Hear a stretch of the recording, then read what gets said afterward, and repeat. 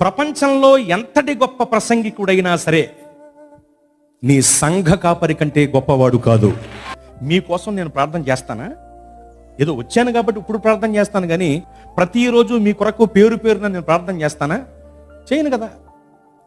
ఈ విషయం తెలియక కొంతమంది మా దగ్గరికి వచ్చి, అయ్యగారండి చాలా బాగా చెప్పారు ప్రసంగం, మీ అనుదిన ప్రార్థనలో మా కోసం జ్ఞాపకం చేసుకోండి. అనుదినం నీ దినమేం కదా, అనుదినం నేనే కాదు, ఏ ప్రసంగికుడు నీ కొరకు ప్రార్థన చేయడు.